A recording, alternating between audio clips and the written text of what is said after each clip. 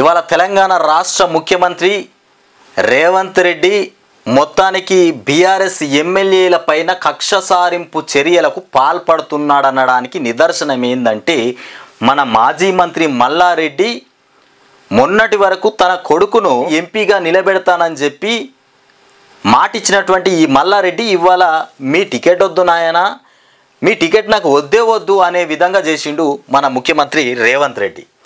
ఏం చేసిండు? తన అల్లుడు మన మంత్రి మల్లారెడ్డి అల్లుడి యొక్క కాలేజీలను కూలగొట్టినటువంటి పరిస్థితి.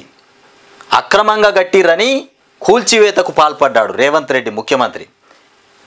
దాన్ని అసలు ఈ మంత్రి మల్లారెడ్డికి, మాజీ మంత్రి మన మల్లారెడ్డికి ఎలాంటి వార్నింగ్స్ ఇచ్చిండో, ఏం చెప్పిండో, ఏం జరిగిందో తెలియదు. కానీ మొత్తానికి మొన్నటి వరకు పోటీ చేస్తాడు నా కొడుకు అని చెప్పినటువంటి మల్లారెడ్డి ఇవాళ పోటీ చేయడు, మీ టికెట్ వద్దు, నేను పార్టీ మాత్రం మారట్లేదు, బీఆర్ఎస్ పార్టీలోనే ఉంటా, కేసీఆర్ ఉన్నంత వరకు బీఆర్ఎస్లోనే ఉంటా, కానీ నా కొడుకు మాత్రం పోటీ చేయట్లేదని చెప్పిండు.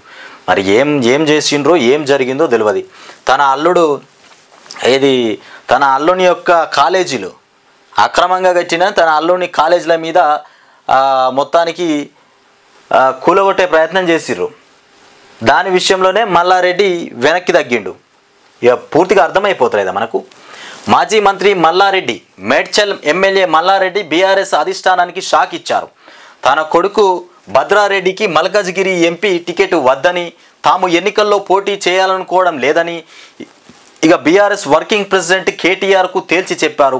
కొడుకు భద్రారెడ్డిని తీసుకుని శుక్రవారం నందీనగర్లోని కేసీఆర్ ఇంటికి ఆయన వెళ్ళారు. ఇక అక్కడే కేటీఆర్తో వారిద్దరూ భేటీ అయ్యారు. ఇక చెరువు శిఖం భూమిలో కట్టినటువంటి తన అల్లుడి కాలేజీ భవనాల కూల్చివేత అంశాన్ని కేటీఆర్కు వివరించారు. చెరువు శిఖం భూమిలో కట్టిండట. చెరువు శిఖం భూమిలో మన మల్లారెడ్డి అల్లుడు కాలేజీ కట్టిండట. దాన్ని కూల్చివేసే ప్రయత్నం ఇది. కూల్చివేసే ప్రయత్నంలో చెప్తుండు. ఆ కాలేజీల వ్యవహారంలోనే సీఎం రేవంత్ రెడ్డి సలహాదారు వేం నరేందర్ రెడ్డిని కూడా కలిసిండ్రట. ఇక పార్టీ మారే ఉద్దేశం తమకు లేదని మల్లారెడ్డి వివరణ ఇచ్చారు. ప్రస్తుతం బీఆర్ఎస్కు తమకు పరిస్థితులు అనుకూలంగా లేనందున ఎంపీ ఎన్నికల్లో ఇక పోటీ చేయడానికి తాము సిద్ధంగా లేమని స్పష్టం చేశారు. మల్కజ్గిరి టికెట్ ఎవరికి ఇచ్చినా వారి గెలుపు కోసము పనిచేస్తామన్నారు. ఇక భద్రారెడ్డికి టికెట్ ఇవ్వాలని ఇన్నాళ్ళు మల్లారెడ్డి కోరుతూ వచ్చారు. ఆయనకు టికెట్ ఇస్తే గెలిపించుకుంటామని, ఇక ఎవరికి టికెట్ ఇచ్చినా గెలిపించుకుంటాడట. ఇప్పుడు ఆయనకు టికెట్ ఇస్తే గెలిపించుకుంటానని పలుమార్లు ప్రకటించారు. అయితే బీఆర్ఎస్ పరిస్థితి రోజు రోజుకు దిగజారుతుండడంతో నేను పోటీకి వెనకంజ వేస్తున్నానని రాజకీయ వర్గాల్లో ప్రచారం జరుగుతోంది. మొత్తానికి ఇట్లా వేం నరేందర్ రెడ్డిని కూడా కలిసిండ్రు.